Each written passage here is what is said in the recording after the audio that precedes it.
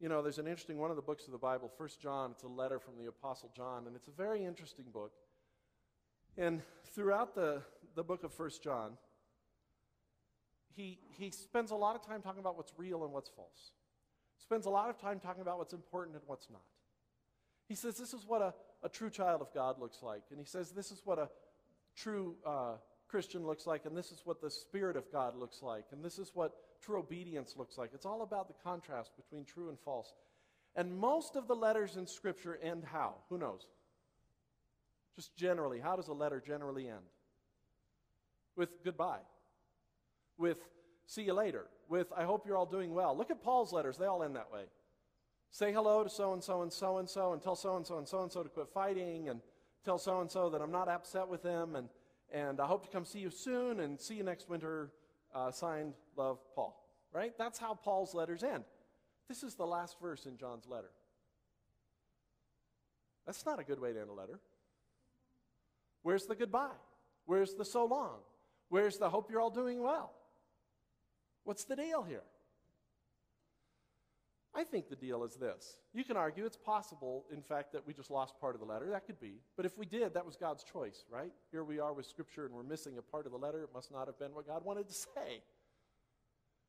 I think what you get is you read through the entire book of 1 John, and then you get to this last sentence and you realize, oh, that's what he wanted to say at the very beginning.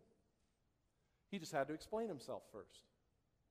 Really, if John could have written a one-sentence letter and knew that he'd be understood, he would have just written this. Hey, friends. In fact, if it had been the day of email, he probably would have. Because emails, we like to make them really short, right? So he probably would have just said, dear friends, keep yourselves from idols. Then they would have written back and said, what do you mean? And then he would have written 1 John. So he gets all the way through, and then this is what he says, dear children, keep yourselves from idols. And then it's kind of like he's like, I got nothing left to say. I'm done. That was it. Seal it. Send it off. I think one of the really important things about trajectories is to ask yourself, what are the choices you're making reflecting? What is most important to you, and is it idolatry? That's a question only you can ask, really. I can't tell you. But to ask yourself, where do I want to land? Is it idolatry? Flee from idols. Go ahead and go to the next screen there. I just want to tell you 3 very quick things. I'm not going to go into detail about these. Each of these could be a sermon themselves, but I'll just I guess, give you a little teaser here. Number 1, flee from idols. Number 1 is Solomon's principle of grasping wind. The book of Ecclesiastes is an incredible book, and it comes down in a lot of ways to one principle. Solomon talks about how life is like chasing after the wind. And when you catch it, what are you left with? Nothing. And that's what he says. He says life is meaningless, it's futile, it's nothing, because it's like chasing after the wind, and every time you catch it, it's gone. And this is Solomon. This is the guy who was the richest, most powerful, most wise, had the most romantic entanglements.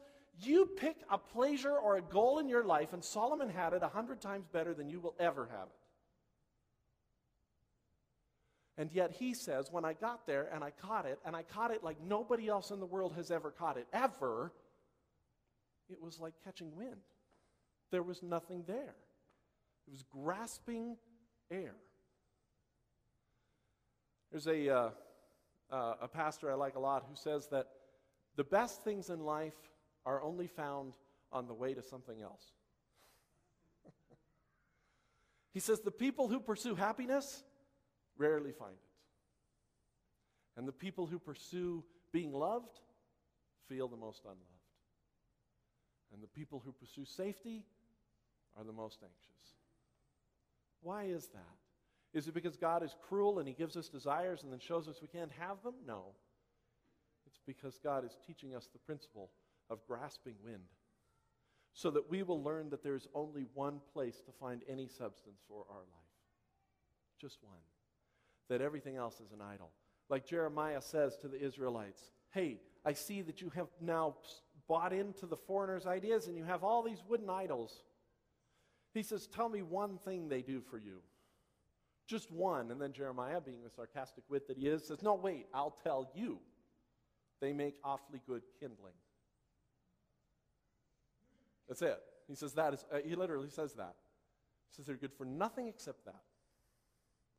Why do you pursue them? when we're grasping at wind? What is your trajectory? And again, I think part of the key there is if you find yourself consistently, ultimately, always blocked from your goals, it may be that your trajectory is off. Number 2, C.S. Lewis's inner ring. C.S. Lewis has a principle. He talks about the inner ring. I find this very, very important. It resonates with me. I suspect it will resonate with many of you. He says that almost everybody in the world desires the same thing, and that's to be in the inner ring. To be in that group of people that are the inner ring. In whatever profession you're in, maybe you want to be in the inner ring. Among your friends, maybe you want to be in the inner ring. In the church, maybe you want to be in the inner ring, where the deacons and the elders get to speak one-on-one with God and come down with our face shining. Okay, it doesn't happen that way. I'm just letting you know, the inner ring is not quite as glamorous as you might have thought. It doesn't happen that way. But we all want to be in the inner ring. And C.S. Lewis says that as long as you pursue the inner ring, you'll never find it. You know, I have for my entire life felt like I did not belong.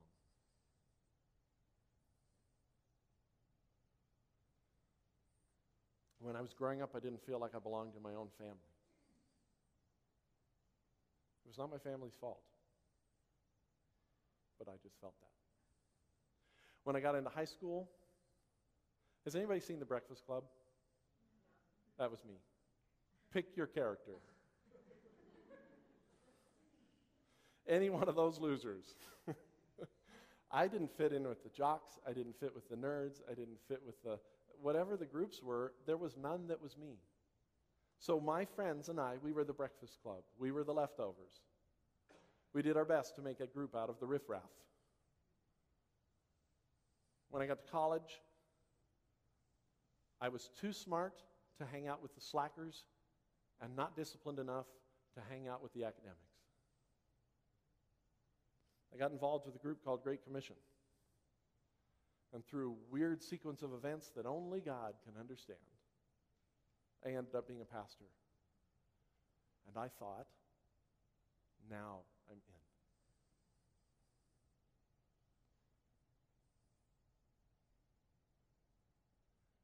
in. It is possible, I don't know this, but it is possible, from my own experience and the experience of speaking with many, many pastors, that pastors may be, as a group, the loneliest, most isolated people in the world. I didn't know that when I thought I was in. I found I didn't belong with other pastors. I didn't think like them. I didn't act like them. I didn't talk like them. And now, being a pastor, I didn't fit in with normal people.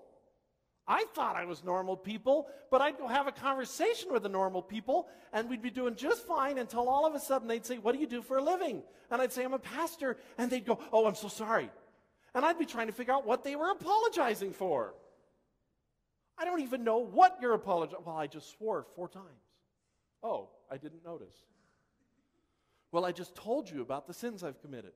Oh, I just thought you were being open and honest. I mean, and I thought, I can't talk to people. I don't belong. One of the things that God taught me in those first 3 or 4 years as a pastor is that it is okay to not feel at home because we're not.